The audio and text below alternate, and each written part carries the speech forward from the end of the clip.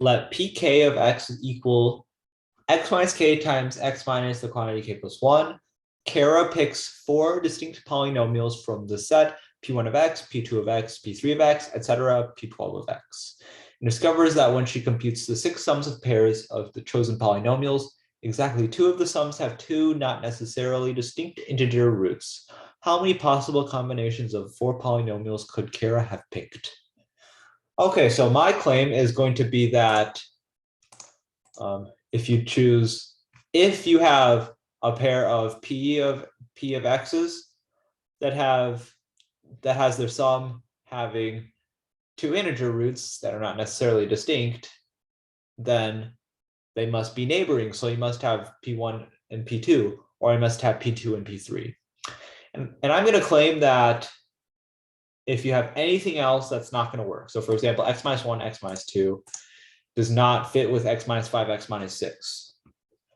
And the reason is because let's say we have pa of x equals x minus a times x minus a plus 1. You have pb of x equals x minus b, x minus b plus 1. And I'm going to say that a and b are not consecutive. What that means is that a plus 1, b, and b plus 1 are all distinct. Then their sum, I'm going to claim, cannot have 2 integer roots, distinct or not distinct. This is because their sum, well, you can expand each of these out. X squared minus 2a plus 1, x plus a times a plus 1. You can verify for yourself that this is correct. This is x squared minus 2b plus 1, x plus b times b plus 1. I add these two up, I get 2x squared minus 2a plus 2b plus 2x plus a squared plus a plus b squared plus b. If you want to calculate the roots of this, you use the quadratic formula. You get 2a plus 2b plus 2 plus or minus the square root of 2a plus 2b plus 2 squared minus 4 times a times c a squared plus a plus b squared plus b. You see this all over 4, and you see, hey, look, this thing in here this thing under the square root has to be non-negative, because if it's negative, then this square root thing is not real, which means that the roots can't be real. So this square root term actually has to be at least 0. And we see that if you expand this square out, you get 4a squared plus 4b squared plus 8ab plus 8a plus 8b plus 4. So that's expanding that out, minus 8 times a squared plus a plus b squared plus b. Right, and this is equal to 8a squared plus 8a plus 8b squared plus 8b. You're subtracting this from this. See that if you subtract this 8a and this 8b out, they cancel exactly with this 8a and this 8b. So this quantity reduces to negative 4a squared minus 4b squared plus 8ab plus 4.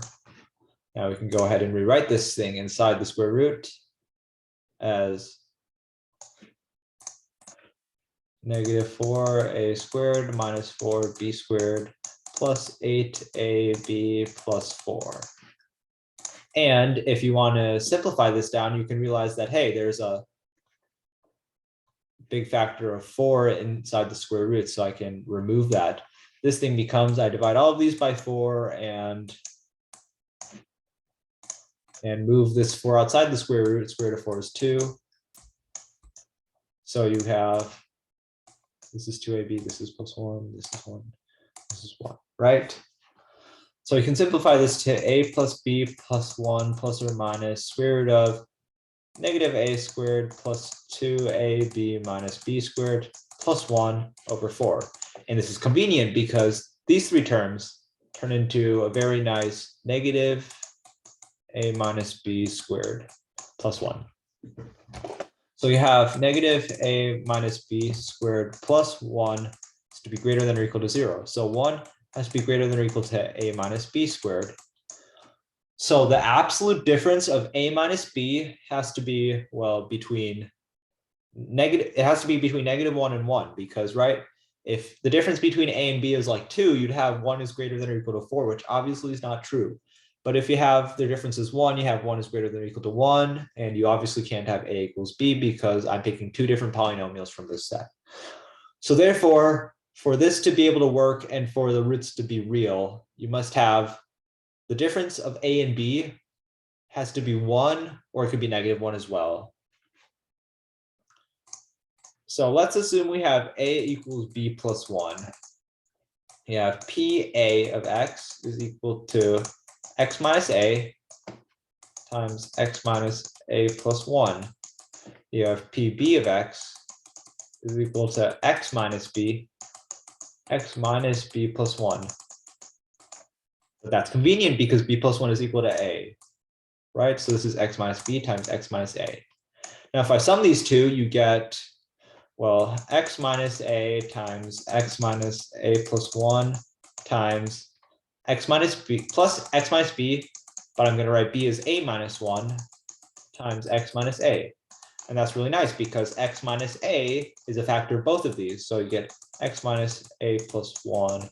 I'm using the distributive property for this. See that this becomes x minus a, and this thing becomes 2x minus 2a, which also has root a. So the sum of PA and PB has two not necessarily distinct integer roots if a is b plus 1, or you can do the same thing with a equals b minus 1. Which means that if Kara is picking these four polynomials, you must have exactly two pairs of these polynomials that are consecutive. So like P1, P2, P5, P6.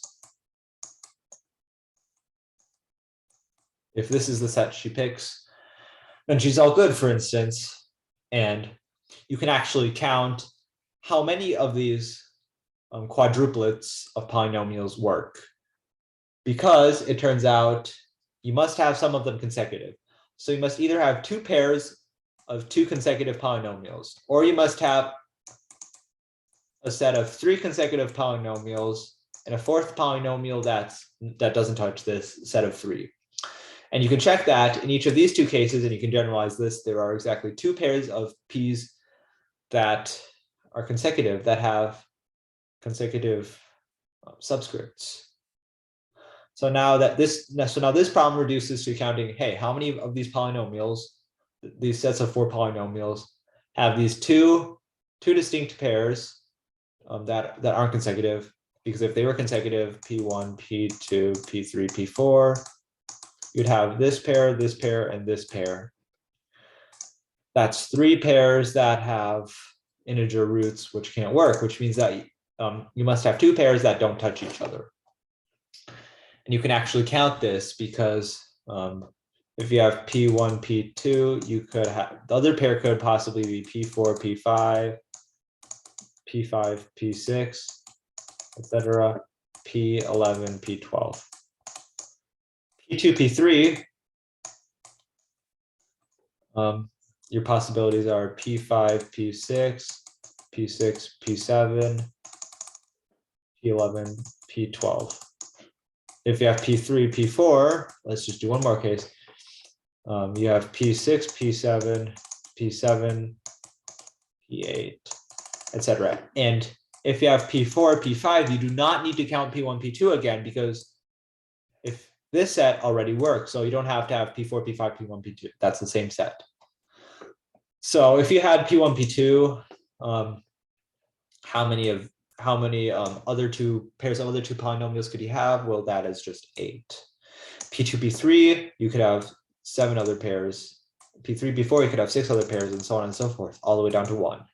So for this case, there are 36 ways to choose these two pairs that don't touch each other. Next, we count the number of ways you can have 4 polynomials where 3 of them are consecutive and the last one is not. So we just do casework based on the consecutive polynomials. You have P1, P2, P3. You could have P5, P6, etc., P12. If you had P2, P3, P4, you could have the fourth polynomial could be P6, P7, all the way up to P12. If you had P3, P4, P5, your fourth polynomial could be P1, P7, all the way up to P12.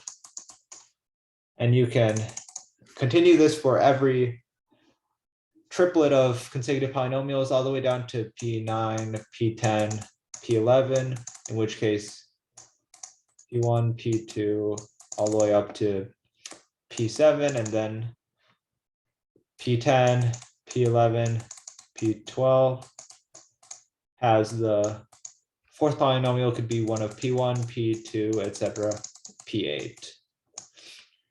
So you see that for P1, P2, P3, there are 8 possibilities for the fourth polynomial. If your triplet is P2, P3, P4, there are 7 possibilities. If your triplet's P3, P4, P5, there are 7 possibilities, and you can check that number is 7 all the way down to this last one, which is 8.